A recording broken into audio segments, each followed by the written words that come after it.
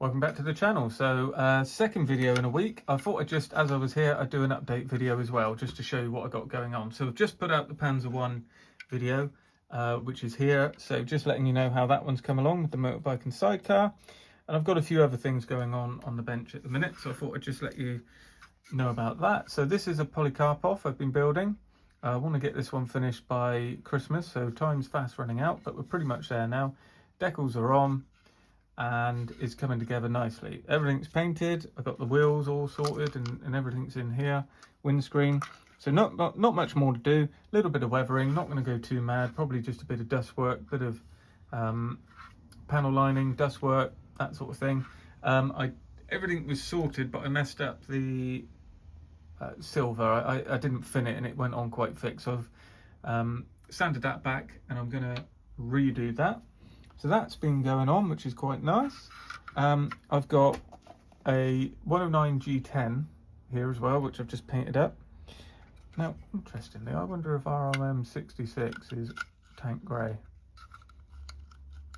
Well, it's not a bad substitute, is it? I wonder if that was the case in real life. Was Panzer grey what went in to cockpits? Who knows? So this is MRP's ROM 66, and this is a 109 G10. So I've got the canopy sprayed up and the rest of the parts for the interior. Got the cockpit sidewalls painted. So I just need to fill in all the, well, not fill in, get all the details painted up. I got a Wargaming magazine that came with some bolt action figures.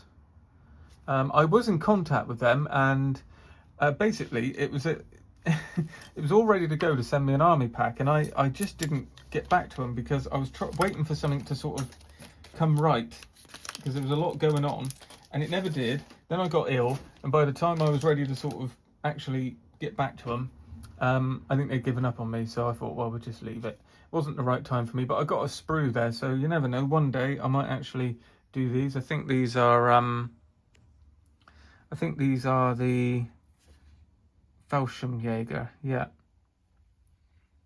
in winter coats. So I actually thought if with a 172nd tank or something, you'd do a little diorama. It's 28mm, isn't it? Well, I'll work out what the scale is, but they're all right for what they are. You know, pretty good. Wargaming figures. Interesting little sprue, free with a magazine. Got to pay for the magazine, obviously. So yeah, I've been painting up a few other things as well. I've got some of this as well. I've been using different board for making bases, but this is a bit denser foam. So I've got some of that as well, which I want to make some bases out of.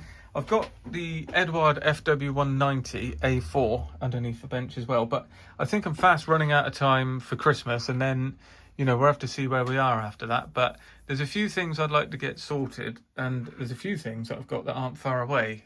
So one of them is this. This is a build, you know, I've been doing for myself. It's like it is a bit of a holy grail build. I've got this far. So this is the Bronco Panzer. I can't remember what it is actually called. I don't know where the box is. But it's a flame Panzer, flame-throwing Panzer II on the Horse D chassis. So that's what it is. And this is a model I hope to get the build finished. Anyway, it's been very, very complicated. But I've persevered. I've been building it where I got spare time at work and things like that. And it's a very tricky build, but you know, if you set the time and actually persevere with it, you know, you can get it done. So there it is, and it builds up fine. After a bit of warping, I used to use super glue to bring the whole sides together. I got this one as well, which will be finished very quickly, to be honest. I've done all the weathering. I might have shown this before, but all I've got to do is now the dust effects on the track gears. I've done a lot of chipping on there, because this is quite a well-worn training tank. And it's Panzer I C, it's called, but it's got a different name. It's VK whatever it is, I can't remember now. I knew all about it when I was doing it, but I can't remember now. But I really like the chipping. Quite pleased with that. I think there's a lot of dust on this. You have to forgive that. It's been up on the shelf for a long time. But yeah, it'd be nice to bring that one to an end. It needs a figure really and a greatcoat, which I'm struggling to find in there. But yeah, that's the Hobby Boss kit. And well, apart from that, I mean, I've been trying a few other little things as well. Now I was trying oil painting, and I only got this far. That's been painted all black by oil paint, and I quite like the effect it's got already just without doing anything. So it's kind of, you could follow the highlights quite easily. So I'm sort of ticking along with figure painting, but it is becoming, it's difficult to find the time for obvious reasons, but you know, it's I'm getting there as we go on through.